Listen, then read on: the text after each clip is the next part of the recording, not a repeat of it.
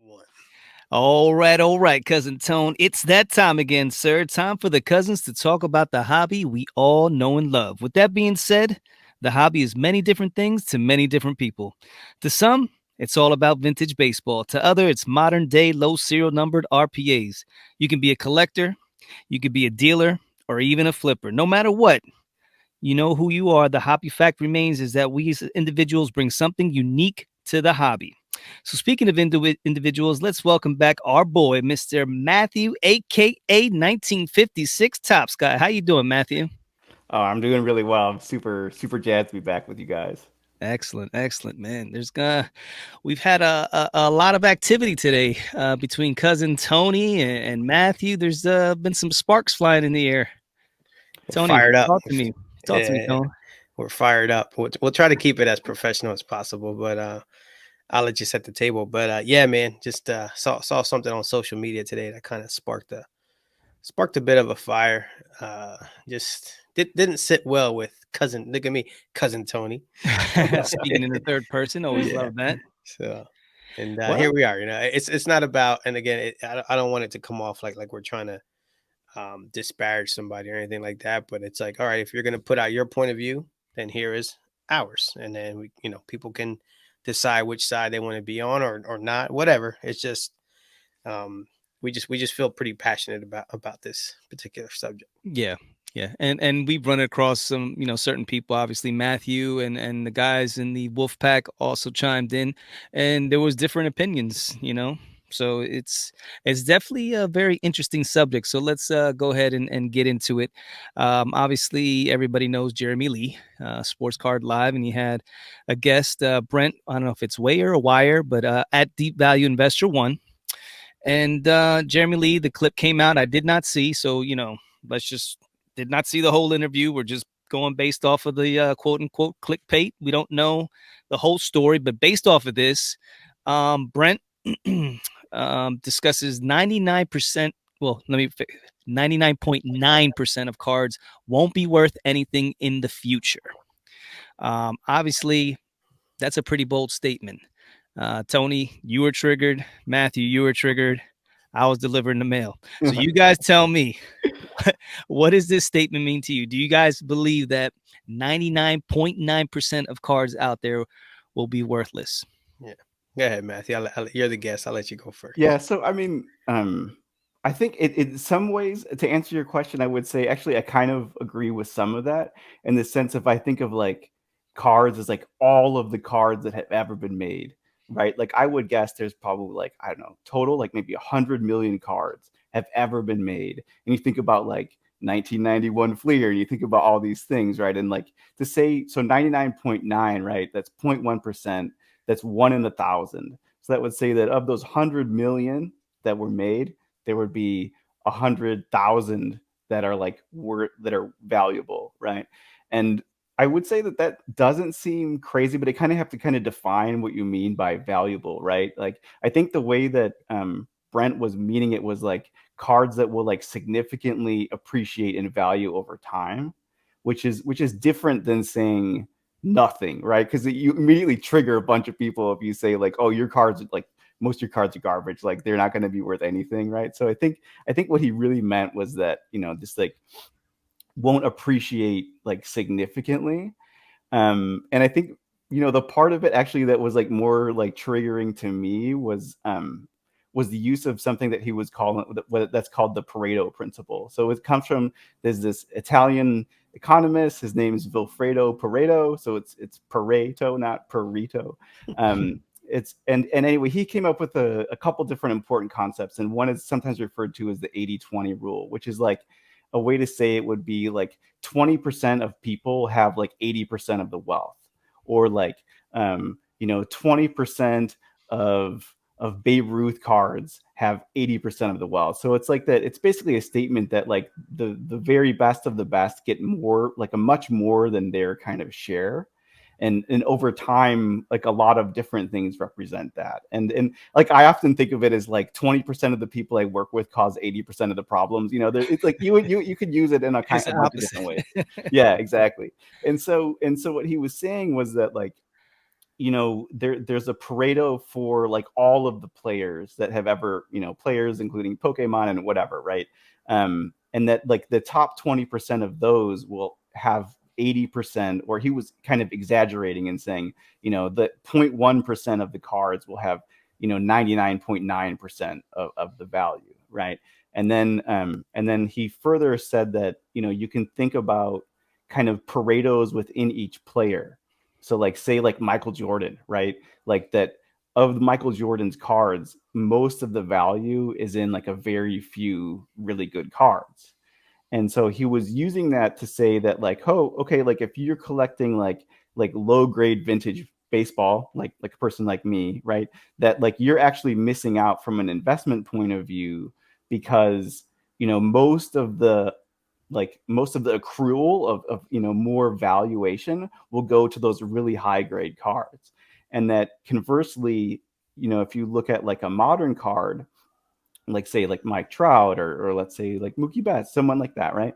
That then their top 1% of cards are kind of more attainable. And from an investment point of view, he was kind of arguing like that for himself as a collector and an investor, like that's kind of where he wants to put his money. And the kind of the thing that like triggered me a little bit was that like you got, we talked about before, like I'm a physicist, like I'm a numbers guy, like that's kind of what I do, right? And like you when you're in school, when you're learning math, you learn about like order of operations, right? If you have like 9 times 5 plus 1, it means you do the times first and then you do the plus 1 later, right? And so what I think he was doing, which was kind of rubbed me the wrong way, was that one takeaway you could take from what he was saying, which I think if you pressed him on it, he probably wouldn't say that what he was saying, but just the way it kind of was perceived by me, at least, was that from an investment point of view, it makes more sense to go after like a top 1% card of a modern player than like a lower tier card of an all-time player. Mhm. And I would say that I don't think that's true, because if I think about like all the cards that are ever created, I would say that like a low grade card of like Babe Ruth or Mickey Mantle, like that card is already like in a higher percentile than say like a really high graded version of like a modern player, for example. And so it's unclear to me if I certainly wouldn't be comfortable saying that, oh, based upon using this principle twice, that then that means that that card is a better investment. And I think that what you should do is kind of look at the whole picture overall and ask yourself, where's the demand? Where do I think the demand for this card is going to be in the future? And so I think my takeaway from these kinds of things is something that we all kind of understand or think about, is that modern cards offer an opportunity for a lot of appreciation, kind of if a bunch of things go your way, Yeah. right? And vintage cards probably have less risk associated with them, but would appreciate. And so that's kind of some of like how I interpreted a lot of what he's saying, and like some of what kind of triggered my response. I don't know, Tony, what do you think? Yeah. I was just ticked 'cause I'm like, first of all, who are you to be telling me, this? I was like, because it came to me like kind of like an elitist type attitude where it's like, oh, look at me, I'm up here and I'm buying these super duper expensive cars, and you pissants, are dealing with $50 cars that are not. Going to be Listen, worth anything? Yeah. yeah, but they are to someone. Last I checked, I went to the National. There was no dealers at the corner handing out cards that were quote unquote worthless. Nobody was handing out free cards, free slabs, stuff like that. Are there promotional stuff? Yes. I'm talking about a dealer standing Hmm. outside and just tossing cards around because no, they're not. They're gonna be worth something to somebody along. Otherwise, like my thing was like, then what's the point? What's the point of Hmm. collecting cards? Let's just get rid of everything and we're just gonna keep, his example, 52 Mantle PSA 10s. He made the point that, well, all the value will be, over time will be sucked up by those. I think is there 4 10s, whatever it is, 3, I three think. tens, 3. whatever. Right. Okay. But how many people can play in that sandbox?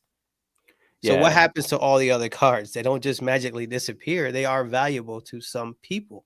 Hmm. So, and I'm just like, damn, that's just like, and just my thing is like narratives, right? So that gets out. It's on a big platform. Jeremy has a big platform, so a lot of people are going to hear this, and some might take it for gospel. And listen, I could be totally wrong, right? But Mhm. again, this is just how I see it. They could take it for, and then now you're looking like, well, all my stuff is worthless. What's the point? Let me just chuck it into the ocean. No, like With it's the worth Titan. something to someone. Like, go ahead, Asa. No, I said with the Titan. Yeah, yeah, with the Yeah, Titan. like the Titan. Yeah, Yeah, no, but blow up at 2,000 feet.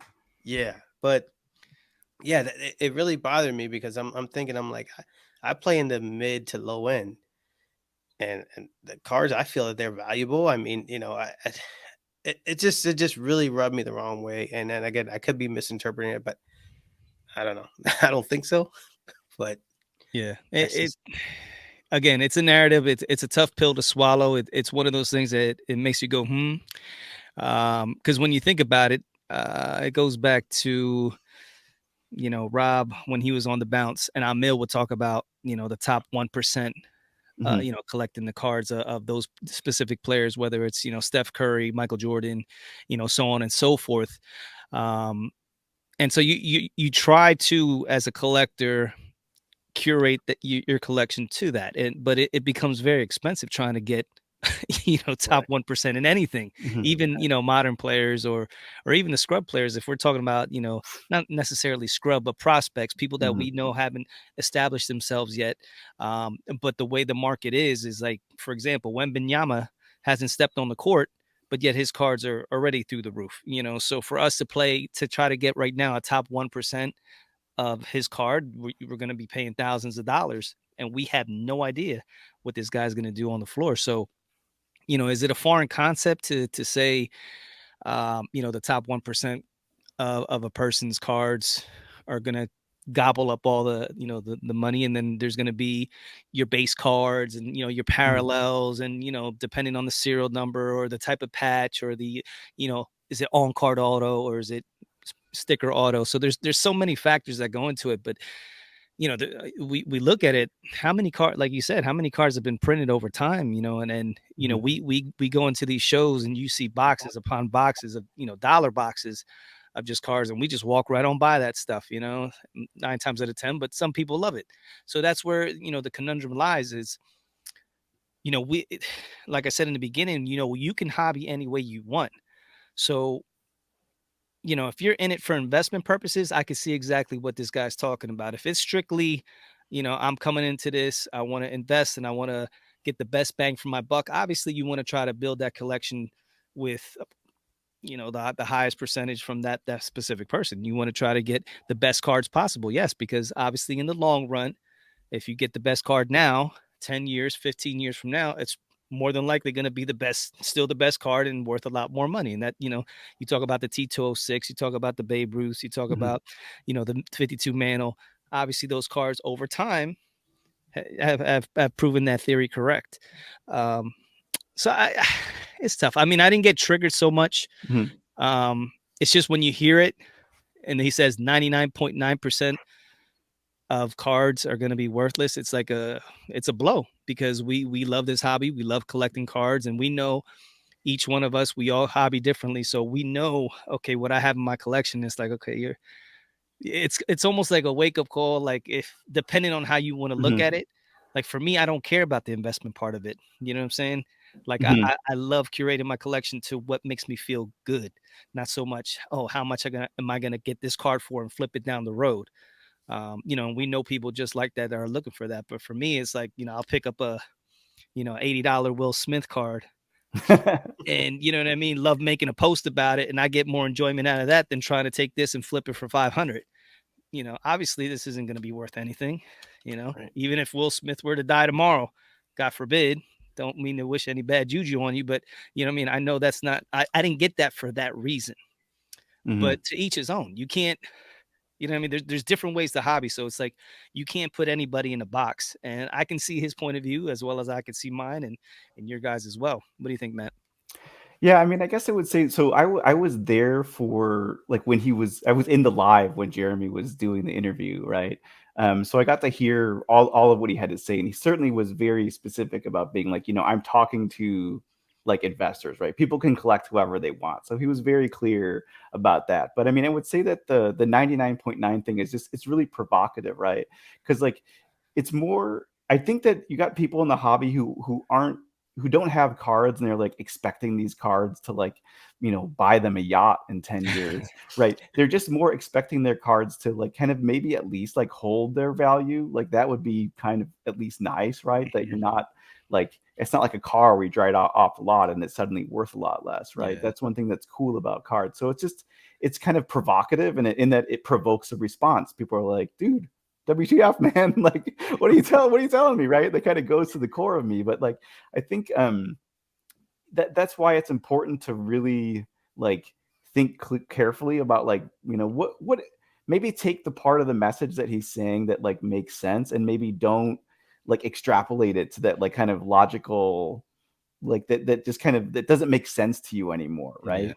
It's kind of more like, yeah, like you said, like if you are investing, like if I'm investing in a player, certainly the best return on my investment is to try to like get the very best card that person has. Right. But I also like to think about, and I think that a lot of people who talk about investment and kind of like rag on vintage cards tend to say, well, like these pop counts are really big, and because of that, it makes sense for me to like trade a bunch of my high pop vintage cards for like a Steph Curry RPA. Like that was a recent, kind of hullabaloo. And I mean, I think where I would push back a little bit is that it's really easy to talk about like the supply side, like, oh, this is a serial number card. There's only this so many of these. But there's also the demand side, right? You think about like Yankee Stadium, like this is a point like Leighton Sheldon made, is like Yankee Stadium's got what, like 50,000 people that can sit in it.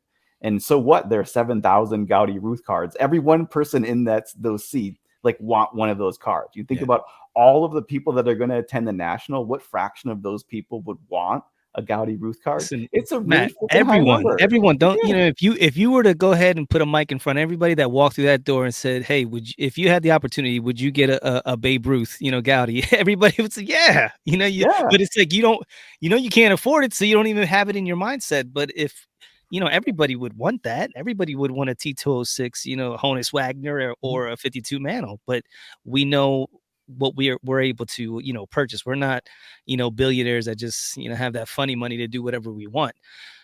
So I can totally agree with what you're saying.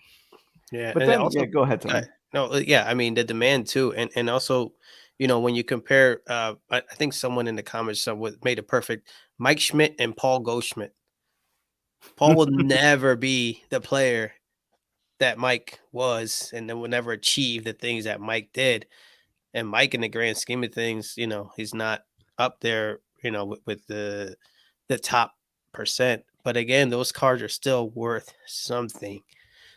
So that's a part I can't get over, like the fact, just to lay a blanket statement like that. You know, there's value to me all up and down the board, from the 10-cent cards all the way up. They might not be valuable to the guy. The 10-cent card obviously is not valuable to the guy who's playing in the Mickey Mantle PSA 10 sandbox, but it Mhm. is to the guy who, oh, Iowa Dave, just here's a free plug. Iowa Dave had his show today, and he was over the moon because he picked up a $60 Don Mattingly rookie card.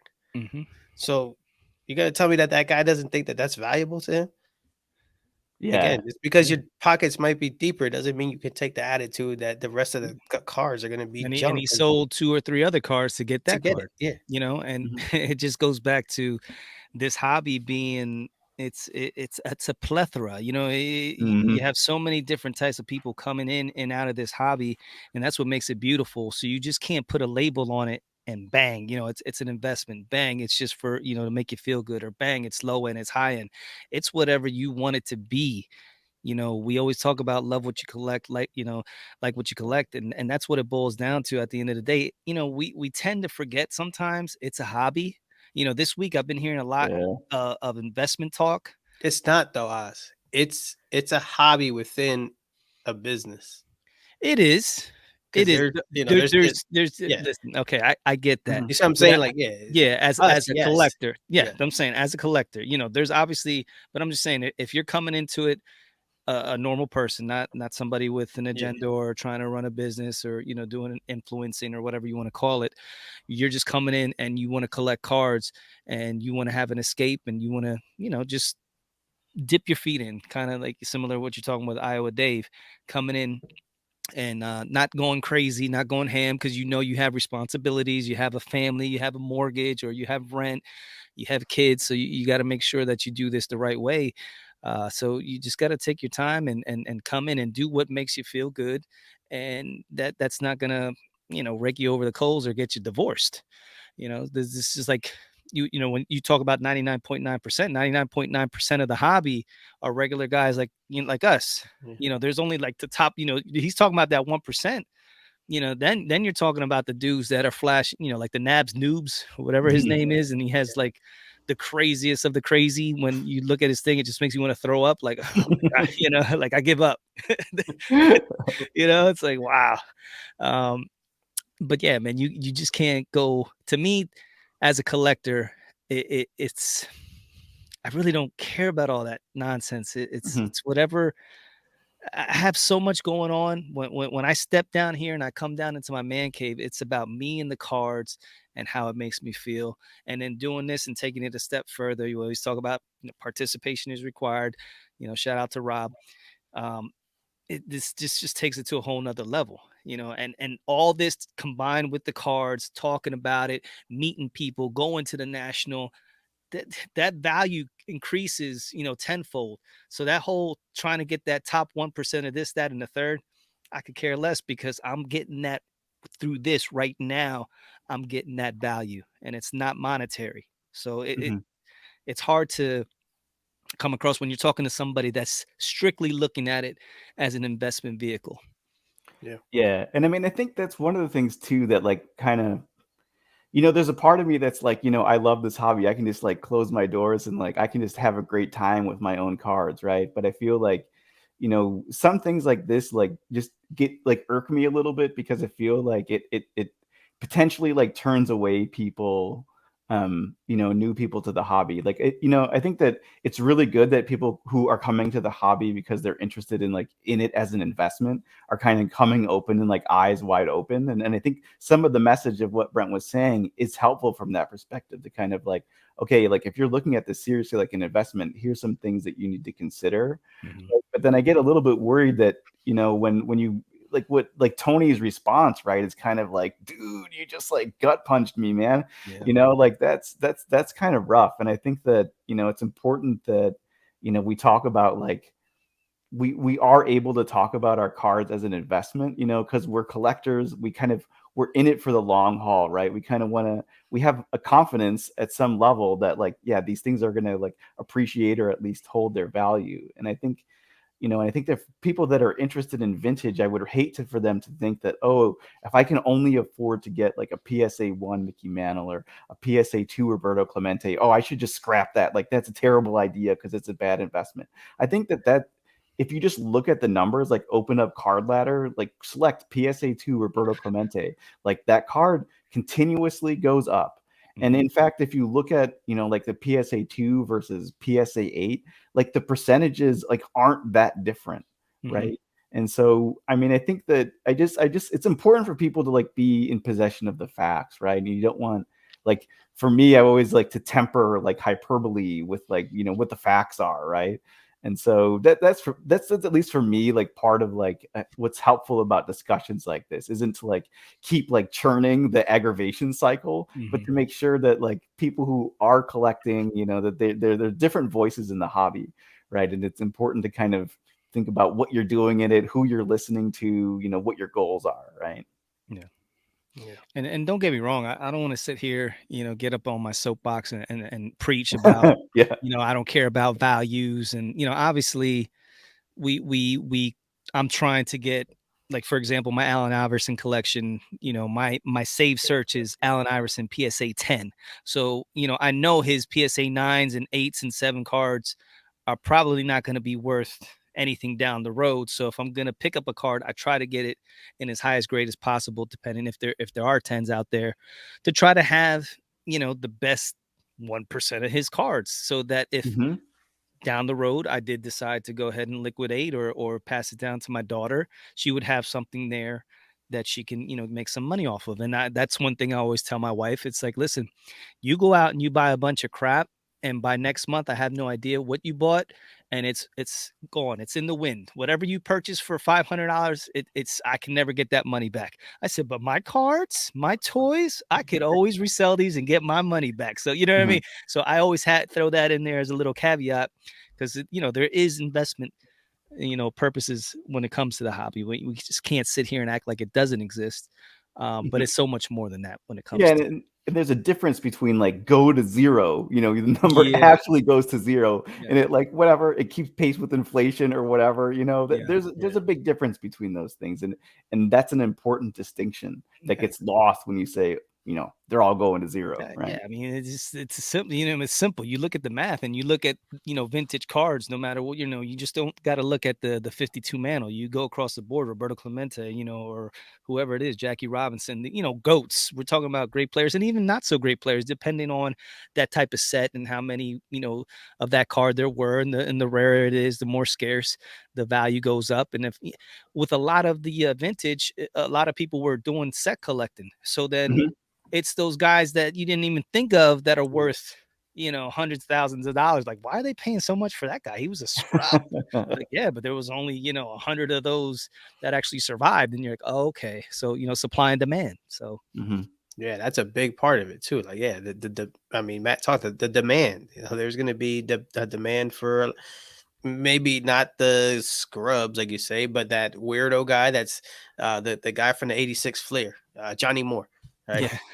Nobody from the knows who the hell Spurs. Johnny Moore is, but damn it, if his PSA 10 sometimes doesn't go, that's a very expensive card. But again, yeah, it was definitely like a gut punch just because it came off like, what the heck, man? Or how can you just take this attitude about it?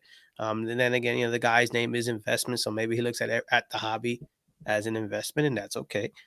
I don't look at it that way. Do it. I think Matt, we were talking the other day. Like nobody wants to lose their shirt, Yeah. over their cards, but at the same time, there is a fun aspect to it or something. I mean, we even I was talking about it today in the Wolfpack chat, where we brought up something, and I'm like, I look at the hobby through the eyes of a collector. So the first things that I'm not doing is pick it up. How am I going to pick this card up so that I can move it in 3 months? I don't buy like that. So sometimes for me, I admit it, it's hard for me to grasp, the way you're coming at it because I don't look at it that way. So I got, oh, let me take a step back and look at it. But to say that, damn near 100% of the cards are just worthless, nah, man, that's not it. Not at all. Yeah. So I mean, the principle in theory, it is true. You think about the whole pandemic, and the poor got poorer and the rich, god damn it, they got richer.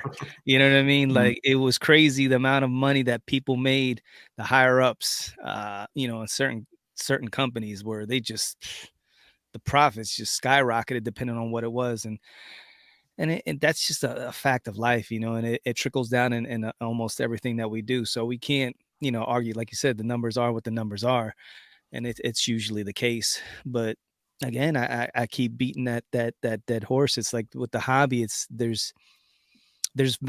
just not, monetary value. There's value in so many other things.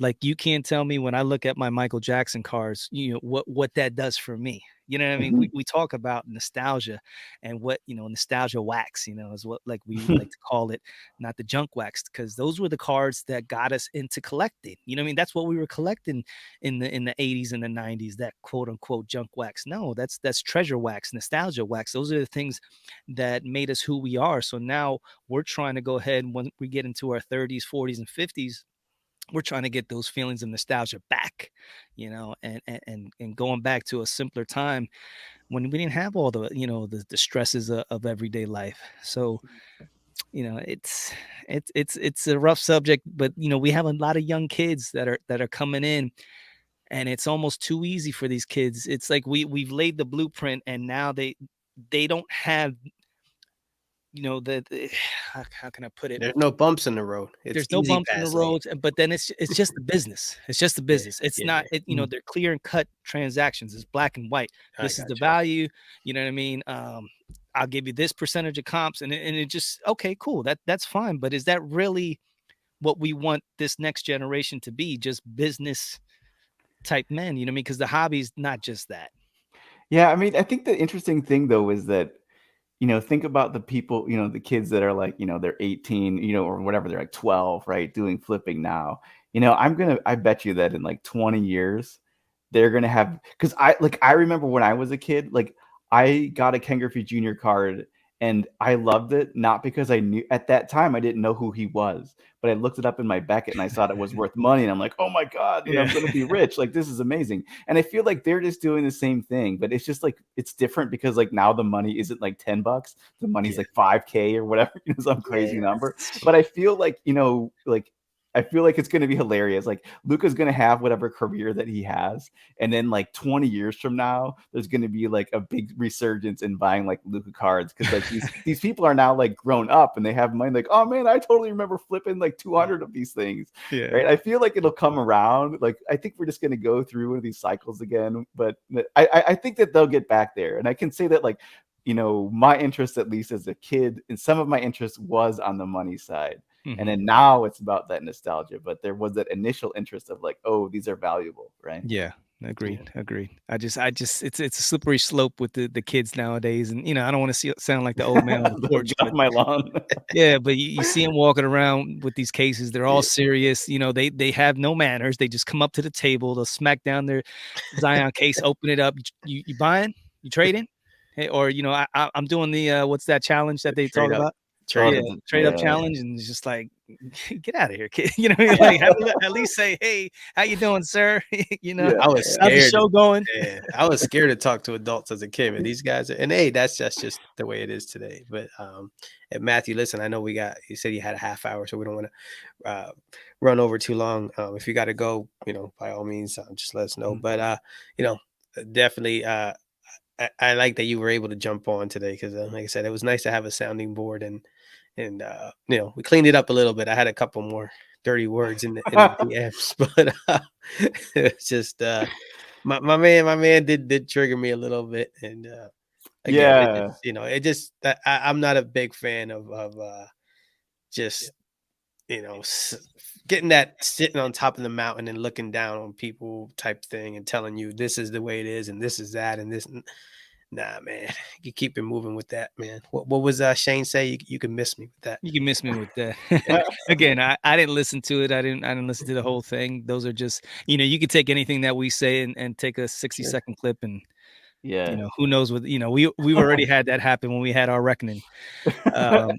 So again, I gotta give the guy a little, you know, cut a little slack and watch the Yeah, whole thing. It's just like you said, that particular clip, it just triggers. It's gonna trigger anybody when you hear that, especially when we've been doing this. This is kind of our lively, and we have our jobs, but god damn it, you know what I mean? Like what we spend more time, Tony and me, doing this than anything, yeah, with more than family and all that. So it's like whenever you're saying anything type like that or disparage, not necessarily disparaging, but like kind of like Provocative. A little too it's provocative. provocative and, Yeah. and it's like, oh man, it just makes you think, and it's like, wow, am I really doing the right thing here? And but again, it just goes back to the hobby is the hobby is the hobby, and it really it's more so the cards are what drive it, but the vehicle, I mean that's the vehicle, but it's the people and the relationships and what we're doing, what we're building, and we're gonna go to the national soon, and we're gonna get with all these people that we've been talking to, and it's gonna be awesome. We talk about, I said like the hobby family reunion. What is it? The hobby New Year, and Hobby what's the Super third one? Bowl. The hobby Super Super Bowl, Bowl, the hobby. You everything. know what I mean? Yeah, So what it all boils down to is that we're going to go ahead and we found a way to connect with other human beings, and that was the biggest thing with when the pandemic hit. We're all stuck inside a house, and it's like, how can we connect with others? And I think this happened, and it's a beautiful thing, man. The way the boom happened for a reason, you know whatever. The cards went down, but just think about the happiness and the joy and the relationships that you've built over that time period, as opposed to if you were just watching the news and, you Mm. know, Yeah. interested in the crazy politics that are going on. And if that's what your main focus was, we like Tony and I were like, nah, that you can leave that. Go ahead. My wife, you can watch that. I'm gonna go ahead and go downstairs and try to focus on these cards and building these relationships, because that's what life is all about.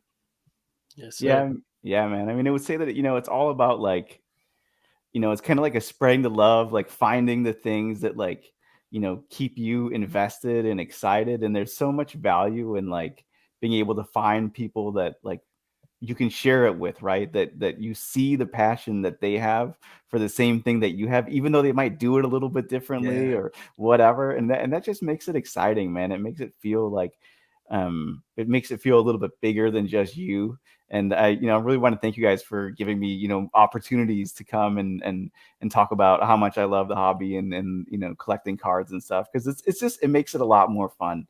It's not just about buying cards and selling cards, but it's like finding out how to enjoy them, getting with like-minded people to just talk about, the 1986 tops, like traded Wally Joyner and stupid stuff like that, right? Because it's just really fun, right? And it's doesn't cost Yeah. you anything except a little bit of time, but it's really rewarding, right? Yeah. Yeah, Yeah. sure. It's just it's all about where you're at in the hobby. I mean, I know a personal friend that his bank account is very, very, very, very fat, and the guy is very, very, very, very miserable.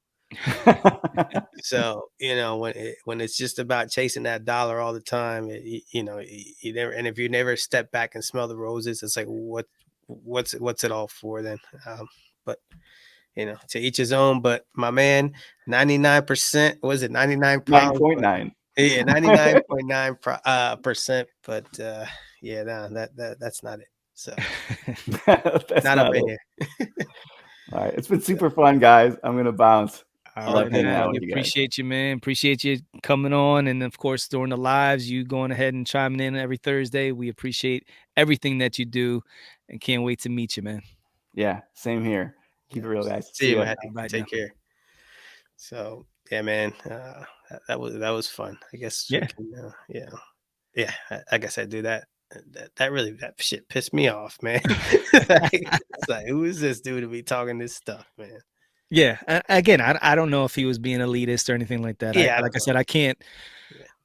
Yeah. I got to cut him some slack until I watch the whole thing. That's probably something I'll. Well, tomorrow I have my daughter's baby shower. I'm actually off Ooh, tomorrow. Yeah, bro. It's becoming more and more real that I'm becoming a grandfather.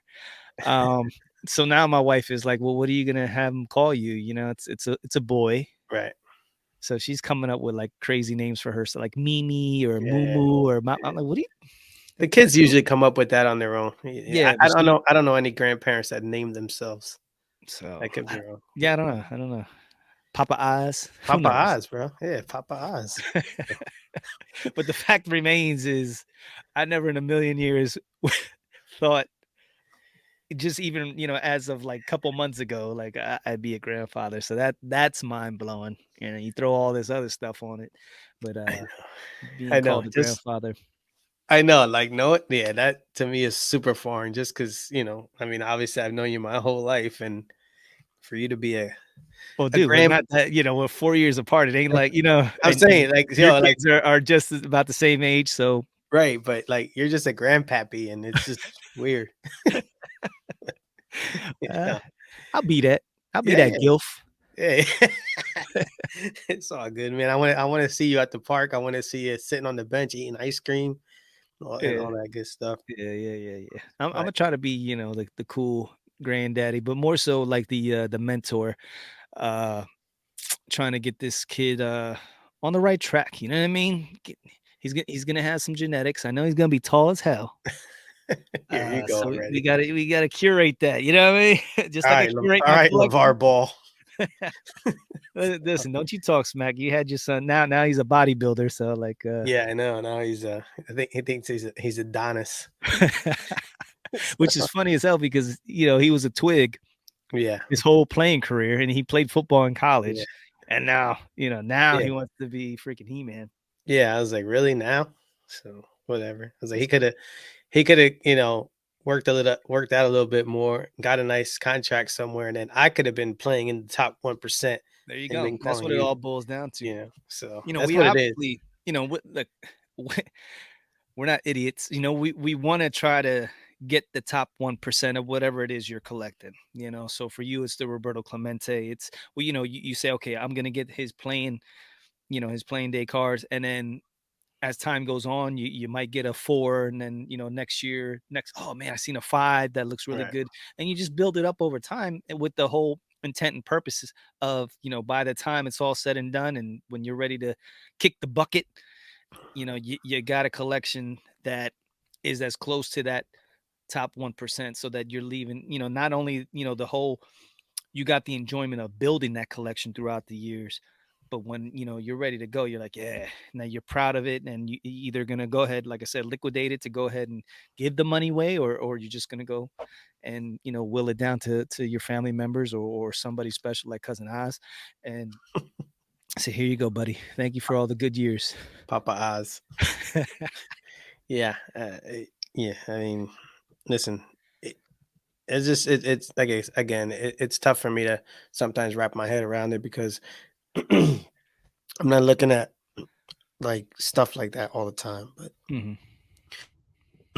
but yeah, I mean, again, it was just a gut punch, man. Like, Yeah, because it you just you you were I triggered. heard Mount Hobby when I heard that, and I heard it, it's like that's what I heard was Mount Hobby, and I was like, You're like, yo, check this out. "Who the hell is this dude?" You go into you jump into the wolf pack. Yo, what do you think about this? And then you Yeah, send me a text. Yo, I got a, Matthew yeah. 1956 tops guys coming on to talk about this. This is ridiculous. I'm like, damn, bro. You Nah, because it's just I like again, like who are you to be, judging this, that, and the other? But Yeah, sometimes also I think too when you hear these, and like you said all the time, the hobby's about narratives.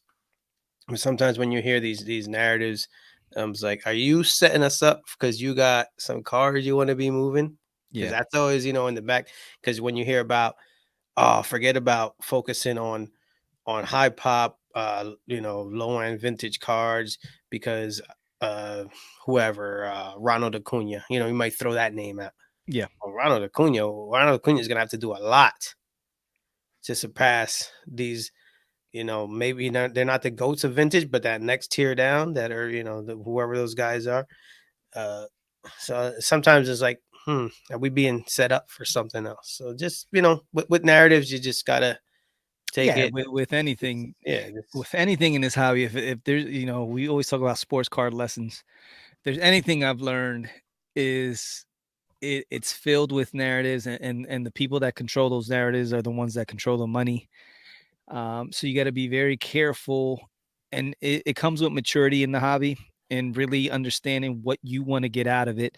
Not so much, FOMO, keeping up with the Joneses. I know Rob talked about doing that special coming up. And dude, when you first get in, that's what you want to do. You talked about being a Jordan collector. I was talking about being a Jordan yeah, collector, even though I couldn't stand Jordan growing up. I mean, you respect them, but right. the fact that I'm a Sixers fan and he's kicking Charles Barkley's ass his entire career, and he had never had a chance, even when he went to Phoenix, to win one, because Mike was that good.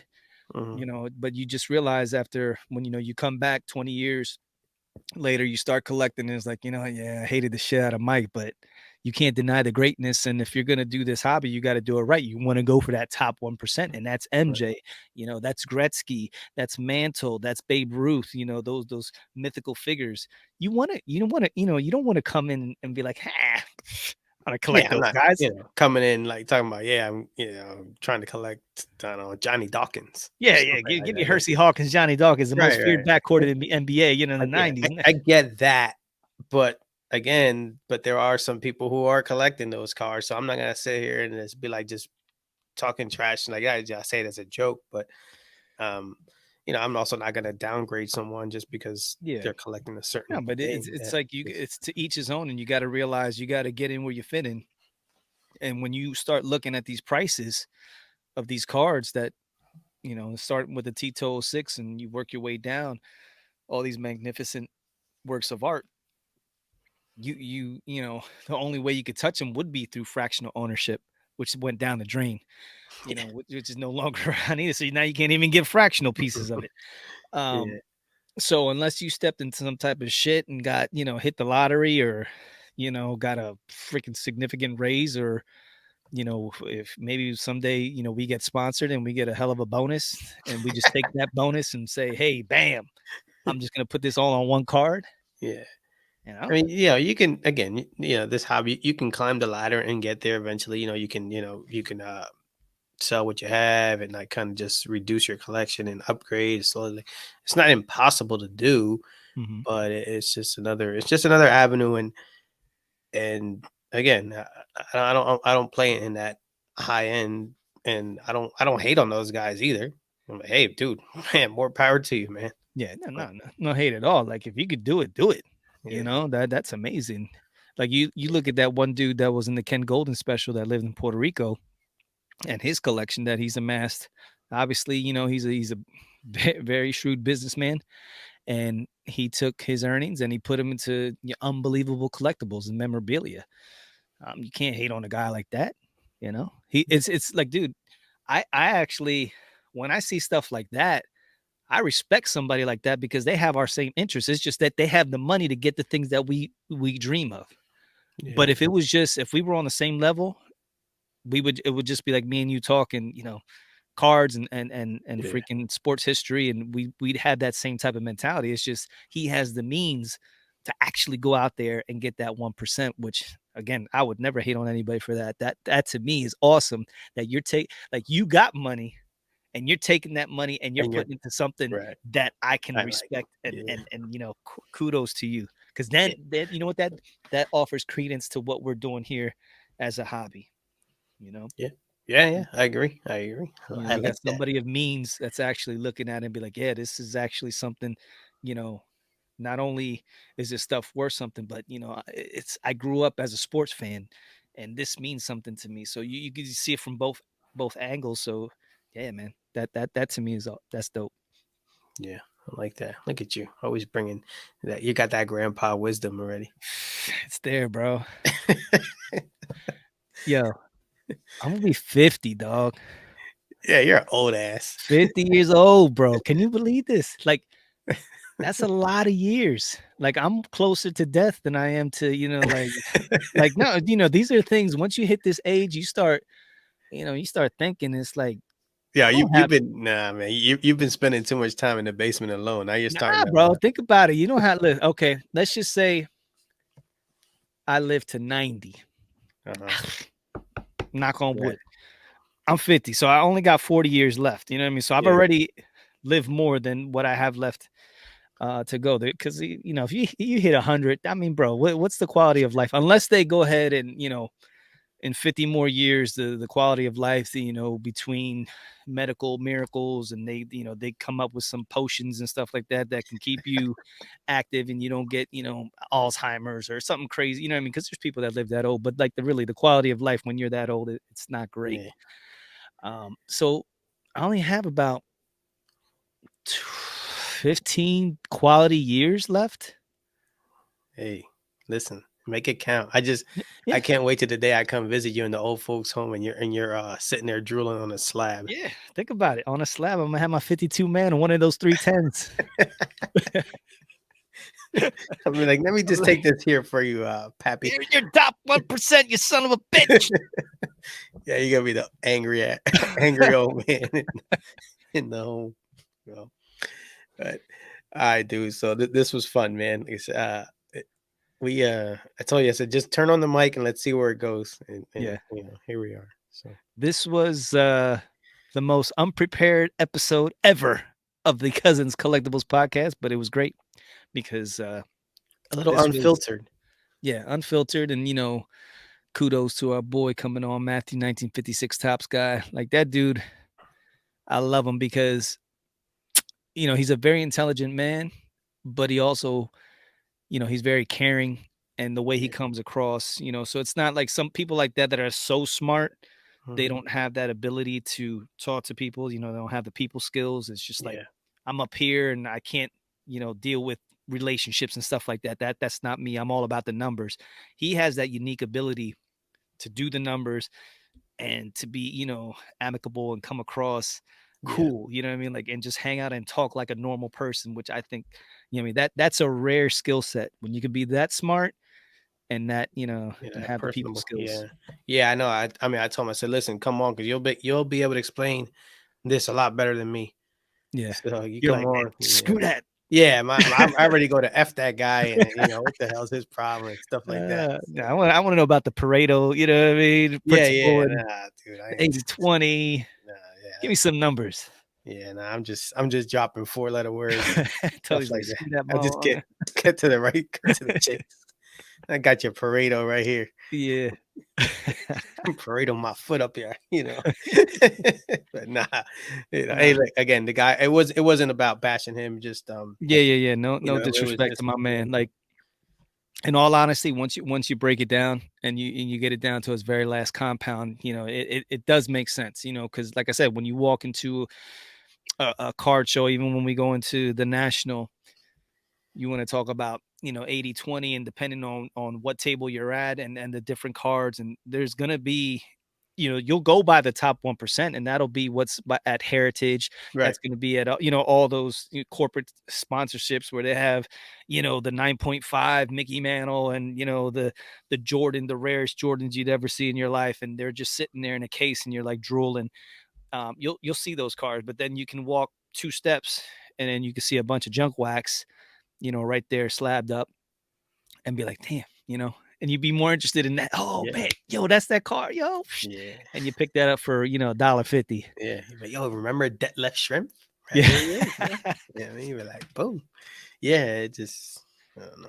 So I still love this hobby, brother. So Oh, like, bro, as each day goes by, it's like you get more and more committed to it. And then the fact that we're doing what we're doing, and being with the wolf pack, and we were talking in the DMs, and Rob, yeah, Rob's an animal dog. Like, Rob is a straight freaking beast. I love that man, and he's just doing insane stuff when it comes to the hobby, and he's coming up with all different types of shows. He's having other collectors come on, Iowa Dave and mhm, Erica, love what you collect. They're coming on doing their shows, and I think somebody else is coming on, and I think that's so cool, opening up the wolf pack and having different collectors give their experience. We were mhm, there at one point, and you could he's been very successful, and he could have just stayed by himself and continue to do what he's done, and build a sports car therapist brand and not give a damn about anybody else. But Rob, he's that, again, another special person that's like, listen, I'm here, I just want to bring as many people as I can with me, and I yeah, appreciate that. So shout out to the therapist for reaching back when you didn't have to, and just helping two Puerto Ricans talking shit about cards, have no idea what they're talking about, and just learning as we go, and give us an opportunity to go into your world, and now expand into the wolf pack, and we're building a brand, brother. The wolf pack network from the ground up. I like that. And that was another thing too, why I wanted to bring that topic here today, because it's like, this is I always say, this is our audio diary. So as we come along and things that we see or happen to us in the hobby, yeah, we could sit here and talk about cars and sets and stuff like that all the time, and there's nothing wrong with that. But it's like, these are the things that are happening to us as we're going on this journey. So I'm like, let's just talk about it.